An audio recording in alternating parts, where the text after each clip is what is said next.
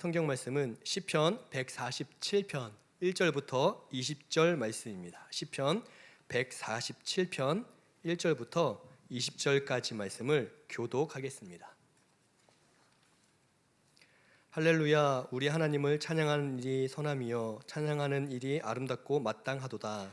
여호와께서 예루살렘을 세우시며 이스라엘의 흩으신 자들을 모으시며 상심한 자들을 고치시며 그들의 상처를 싸매시는도다. 그가 별들의 수요를 세시고 그것들을 다 이름대로 부르시는도다. 우리 주는 위대하시며 능력이 많으시며 그의 지혜가 무궁하시도다. 여호와께서 겸손한 자들은 붙드시고 악인들은 땅에 엎드려 들으시는도다. 감사함으로 여호와께 노래하며 수금으로 하나님께 찬양할지어다. 그가 구름으로 하늘을 덮으시며 땅을 위하여 비를 준비하시며 산에 풀이 자라게 하시며 들짐승과 우는 까마귀 새끼에게 먹을 것을 주시는도다. 여호와는 말에 힘이 세다 하여 기뻐하지 아니하시며 사람의 다리가 억세다 하여 기뻐하지 아니하시고 여호와는 자기를 경외하는 자들과 그의 인자하심을 바라는 자들을 기뻐하시는도다. 예루살렘아 여호와를 찬송할지어다. 시온아 내 하나님을 찬양할지어다. 그가 내 문빗장을 견고히 하시고 내 가운데 있는 너의 자녀들에게 복을 주셨으며 내 경내를 평안하게 하시고 아름다운 밀로 너를 배불리시며 그의 명령을 땅에 보내시니 그의 말씀이 속히 달리는도다. 눈을 양털같이 내리시며 서리를 채같이 흩으시며 우박을 떡 부스러기같이 뿌리시나니 누가 능히 그의 추위를 감당하리요. 그의 말씀을 보내사 그것들을 녹이시고 바람을 불게 하신즉 물이 흐르는도다. 그가 그의 말씀을 야곱에게 보이시며 그의 율례와 규례를 이스라엘에게 보이시는도다. 그는 어느 민족에게도 이와 같이 행하지 아니하셨나니 그들은 그의 법도를 알지 못하였도다. 할렐루야. 아멘. 담임 목사님께서 말씀 전해 주시겠습니다. 우리가 시편 말씀을 보면 시편의 내용이 반복되는 부분이 굉장히 많습니다. 지난주에 설명해 드린 대로 이 시편의 마지막 5편 146편부터 150편까지는 할렐루야로 시작해서 할렐루야로 끝나는 그런 구조를 갖고 있습니다. 그러다 보니까 이 시편을 보면 구조상 이렇게 반복되는 부분이 있고 또 내용도 하나님을 찬양하라, 영원부터 영원까지 하나님을 찬양하라, 그 비슷한 그 내용이 계속 반복되고 있는 것을 우리가 볼 수 있습니다.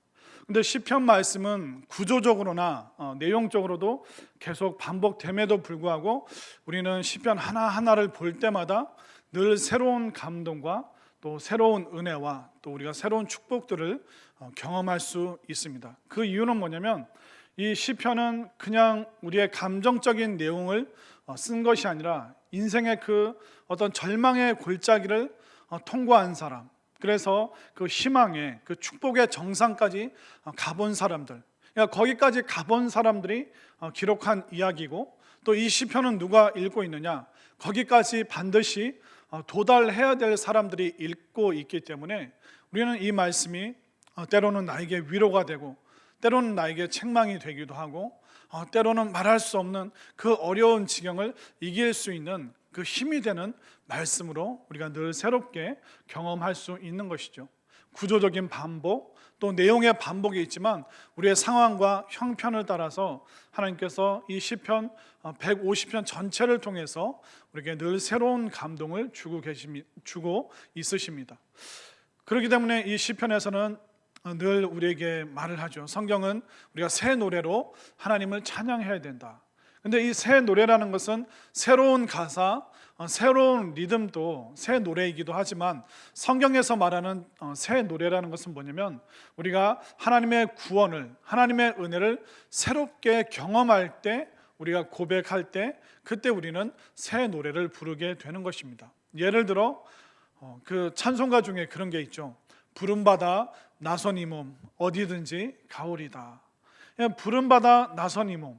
근데 이것을 누구나 다 똑같이 부를 수 있지만 내가 목회의 길을 걸어갈 때, 또 내가 선교사가 되기로 결단하는 그 분들이 부름받아 나선 이 몸 어디든지 가오리다. 그때 그 찬송은 굉장히 새로운 감회를 가지고 부르게 되는 것입니다. 또 말씀을 보다 보면 하나님께서 악인은 심판하시고 의인은 구원하신다.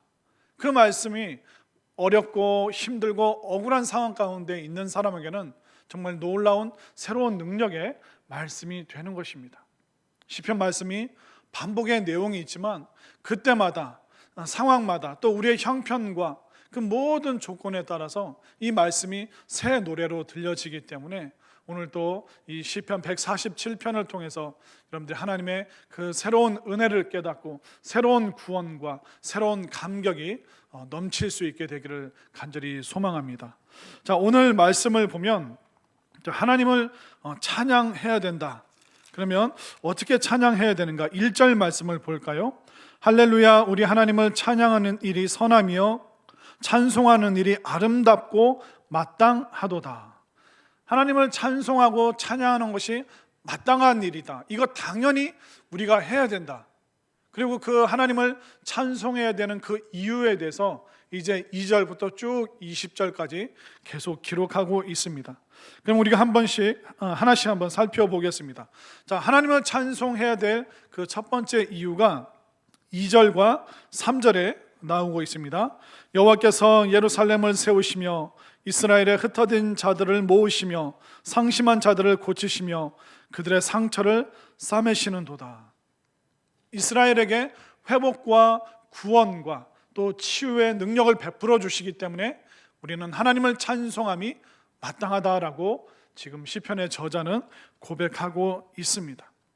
이스라엘 백성들은 바벨론의 끔찍한 그 고통을 겪었습니다. 70년 동안 남의 나라에서 노예로 살았습니다.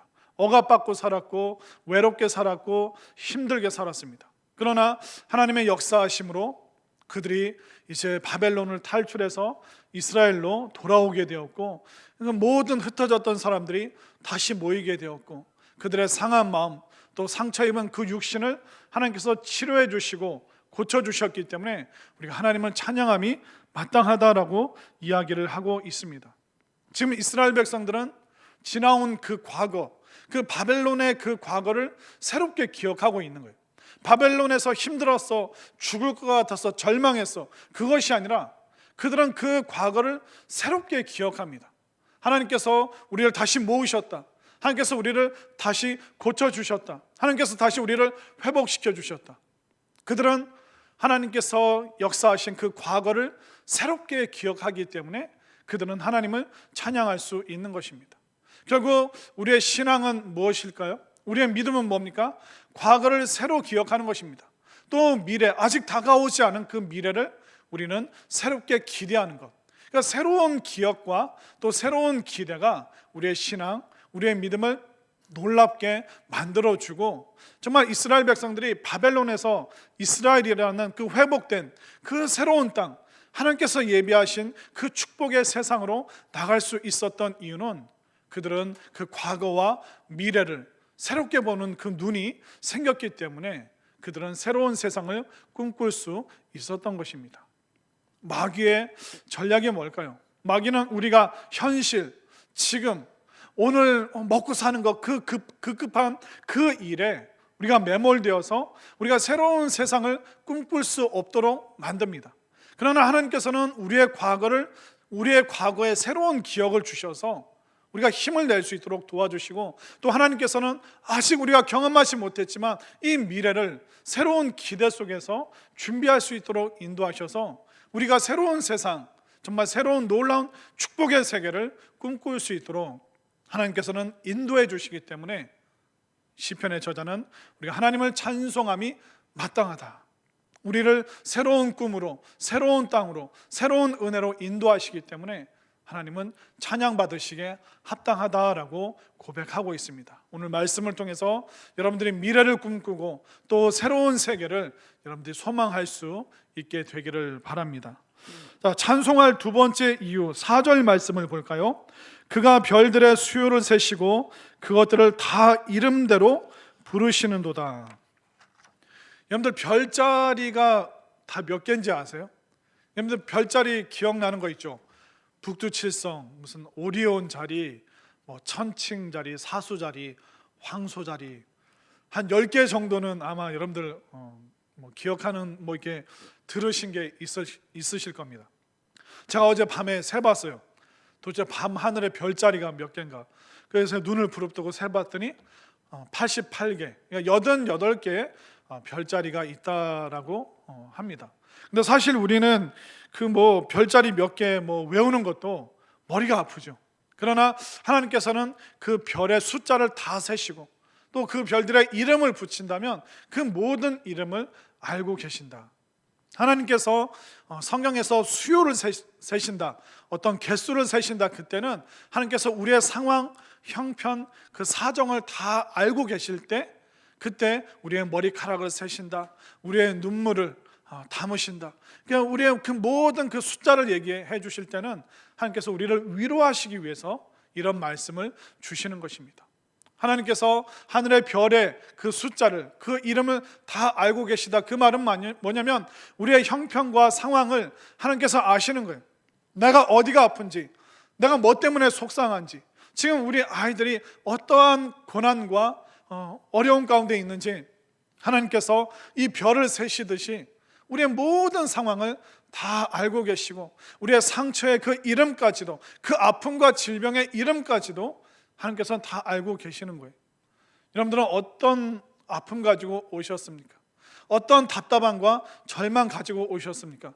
옆에 사람은 몰라줘도, 내 가장 가까운 가족은 내 상황을 몰라줘도 하나님께서는 여러분들의 상황을 다 아시고 별을 세듯이, 아니 별을 세는 것보다 여러분들의 마음의 아픔, 육신의 어려움을 더 하나님께서 자세히 보시면서 말씀으로 또 기도로 찬양으로 새로운 능력으로 여러분들을 변화시켜 주실 것을 분명히 믿으시기를 바랍니다. 하나님께서 우리의 아픔을 다 세고 계시기 때문에 하나님께서는 찬송받기에 합당하신 분이라는 것을 분명히 깨달으시기를 바랍니다. 또 하나님을 찬송할 이유, 5절과 6절 말씀 보겠습니다. 5절을 제가 읽고 6절을 여러분들이 읽겠습니다. 우리 주는 위대하시며 능력이 많으시며 그의 지혜가 무궁하시도다. 여호와께서 겸손한 자들은 붙드시고 악인들은 땅에 엎드려 들으시는도다. 자, 하나님의 능력과 지혜가 나오고 6절에서는 악인들에 대한 이야기가 나옵니다. 우리가 생각했을 때 이 세상을 누가 통치하고 다스리고 영향을 주는 것 같습니까? 우리는 강대국이 힘을 발휘해서 세상을 움직인다고 생각합니다. 우리는 권력 있는 사람이, 돈 많은 사람이, 재주가 탁월한 사람이 세상을 좌지우지한다라고 생각을 합니다. 그러나 하나님께서는 이 세상을 지혜로, 사람의 능력과 권세와 돈이 아니라 하나님께서는 하나님 당신의 지혜로 이 세상을 통치하고 또 다스리신다라고 말씀하고 있습니다. 우리는 자본주의 세상을 살다 보니까 돈 많은 사람이 세상을 다 움직일 수 있을 것처럼 우리는 생각합니다. 그러다 보니까 우리는 돈이 많으면 돈으로 세상을 컨트롤할 수 있다고 생각합니다. 그러나 우리가 돈을 조정하고 돈을 지배하는 것이 아니라 오히려 거꾸로 사람들이 돈의 지배를 받고 있습니다. 욕심의 지배를 받고 탐욕의 지배를 받고 있는 그런 세상을 살고 있습니다. 그렇기 때문에 우리가 하나님을 향해서 올바른 시각이 깨어져 있다 않다면, 열려지지 않는다면 우리는 세상 사람들과 똑같이 우리는 오해하면서 삽니다. 내가 세상을 주무르고 내가 돈을 많이 가지고 있으면 내 마음대로 할 수 있을 것 같지만 오히려 수많은 사람들이, 너무나도 많은 사람들이 오히려 돈의 조종, 돈의 지배를 받는 사람들이 너무나도 많이 있는 것이죠. 예전에 제가 그 메이저리그, 그 미국 야구 아시죠?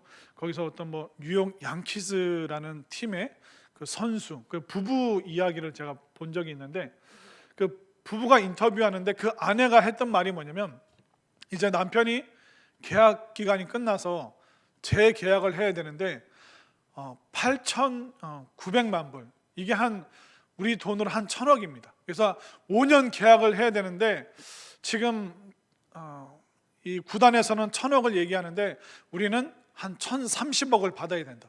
그러니까 8,900만 불이 아니라 우리는 9,100만 불을 받아야 되는데 결국 구단을 설득하지 못하고 8,900만 불밖에 못 받았어요. 오늘은 우리 부부에게 세상에서 가장 슬픈 날입니다. 이 말이 뭐냐면 구단에서는 1,000억 준다고 그랬는데 우리의 가치는, 내 남편의 가치는 1,030억짜리입니다. 근데 구단에서 1,000억밖에 안 준다고 지금 결론을 냈는데 오늘은 너무나도 슬픈 날입니다. 여러분들 싸워서 1,000억 안 싸우고 1,000억 받는 게 좋으시겠어요? 싸워서 억지 부려서 1,030억 받는 게 좋으세요? 돈에 관심이 없으세요? 그거 뭐 용돈이네, 용돈 정도네, 그렇게 생각이 되십니까? 너무 희한하지 않습니까? 그냥 1,000억 받을 수 있는데 욕심부려서 1,030억을 얻어내고 싶고, 그러나 1,030억이 되지 않았을 때 오늘 우리 부부에게 가장 슬픈 날입니다. 이것이 바로 돈의 지배를 받는 사람들, 본인들이 그 돈을 통제할 수 있을 것 같지만 그들은 탐욕과 욕심의 지배를 받고 있습니다. 그러나 믿음의 사람, 오늘 이 시편의 저자는 어떤 눈이 지금 활짝 열려 있습니까? 하나님께서 다스리신다. 하나님께서 다스리시는데 이 땅을 지혜로, 하나님의 권능으로, 하나님의 은혜로 다스리는 것이지 악인들이 영원히 특세하는 것이 아니다.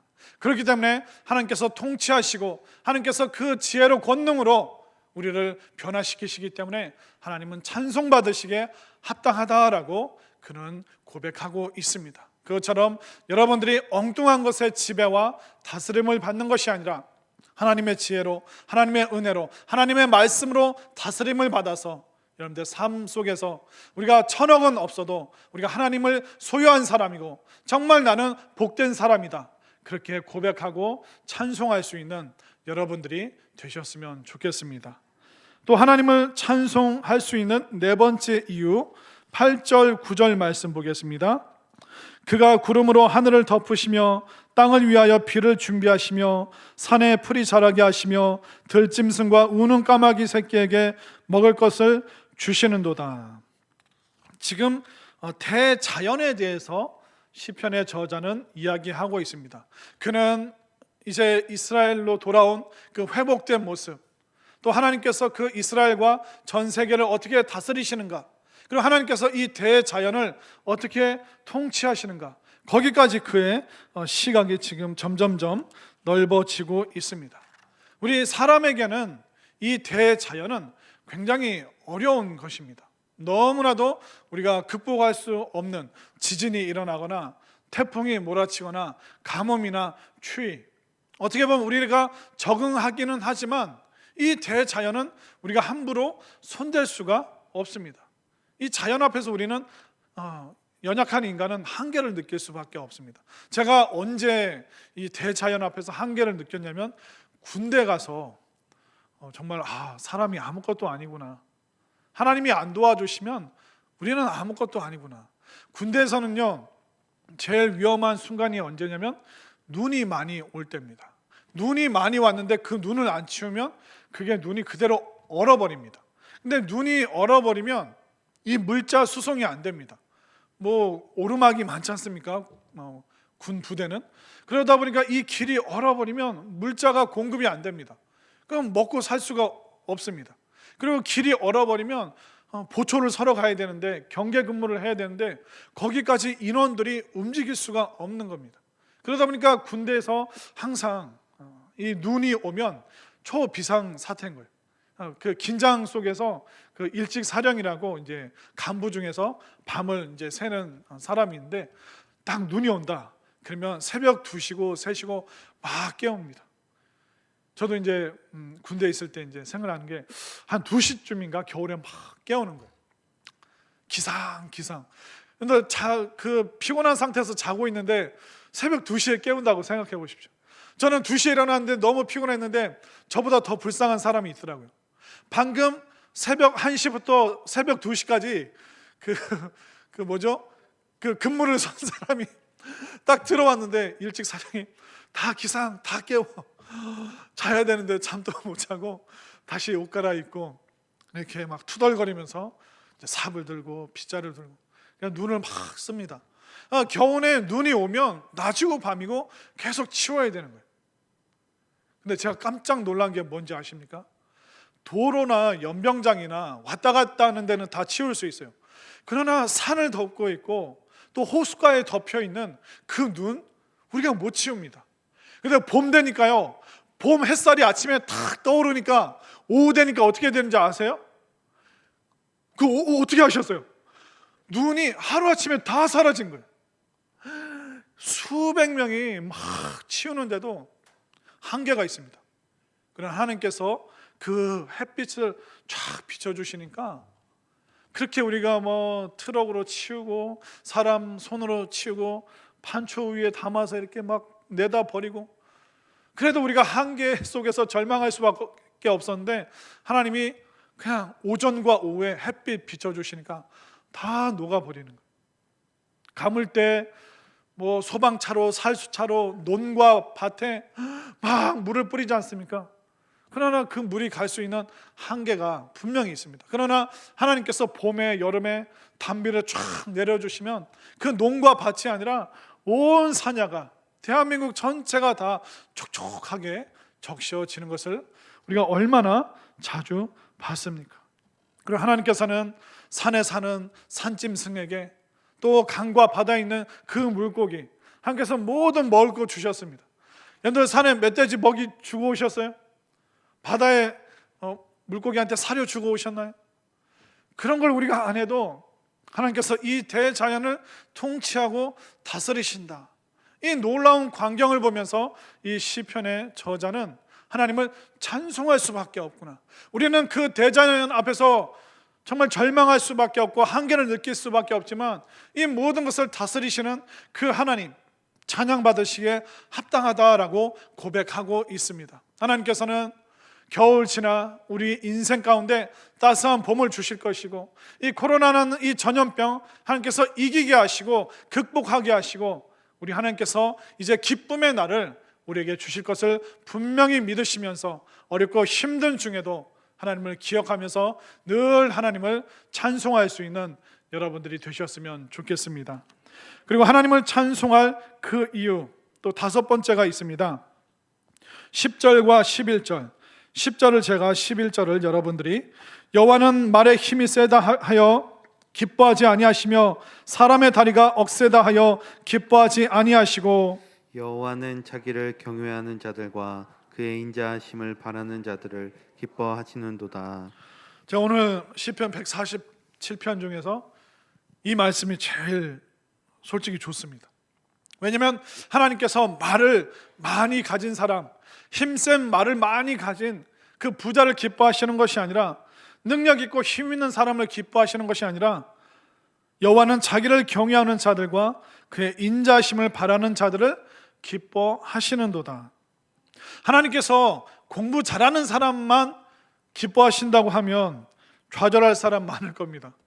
하나님께서 좋은 가문에 태어난 사람을 좋아하신다고 하면 낙담할 사람 많을 겁니다.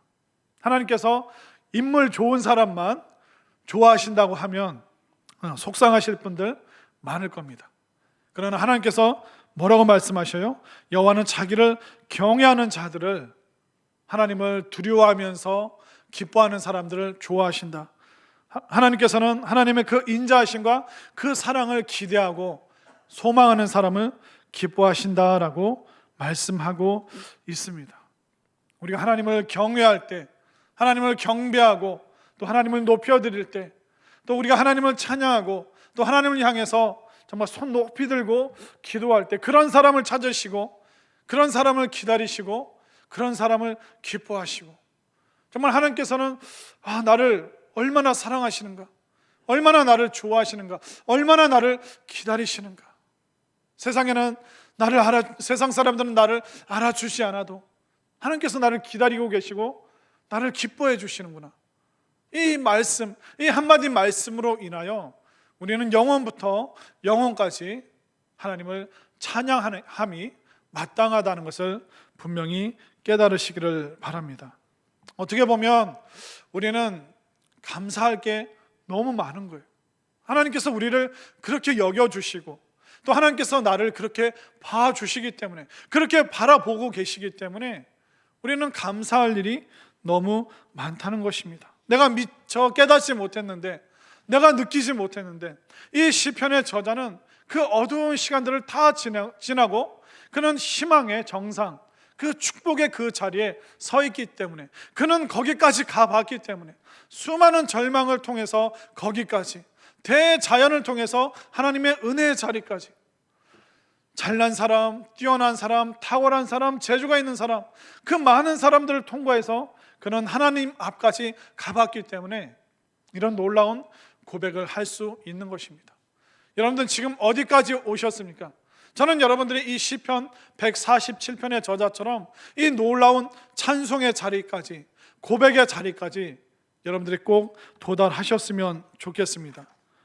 지금 답답하고 힘들게 지내시는 분들, 이 하나님을 찬양하는 이 시편 147편을 통하여 여러분들이 힘을 얻으셨으면 좋겠습니다. 또 여러분들도 내가 지금 어렵고 힘들지만 내가 하나님을 찬송함이 마땅하다, 내가 하나님을 높이고 하나님을 경외하고 내가 하나님을 기뻐하는 것이 마땅하다, 현실을 뛰어넘고 다른 세상을, 정말 축복의 세상을 꿈꿀 수 있도록 인도하시기 때문에, 또 하늘의 별처럼 수많은 아픔과 어려움이 있지만 그것을 알아주고 또 그것을 이해하시는 하나님이시기 때문에, 힘있고 돈 있는 사람을 통해서 세상을 다스리시는 것이 아니라 바로 하나님의 지혜와 권능으로 하나님께서 이 땅을 다스리시기 때문에, 또 똑똑하고 많이 가진 사람이 아니라 하나님을 경외하고 하나님을 사모하는 그 사람을 기뻐하시는 그 하나님으로 인하여 여러분들이 찬양하고 기뻐하고 고백하고 감사하고, 이 시편 147편의 저자가 도달했던 그 거기까지, 그 찬송의 자리까지 여러분들이 힘있게, 정말 자신있게 뛰어가고 달려가고 정말 주님 앞에 기쁨으로 나갈 수 있는 우리 모두가 될 수 있기를 간절히 소망합니다.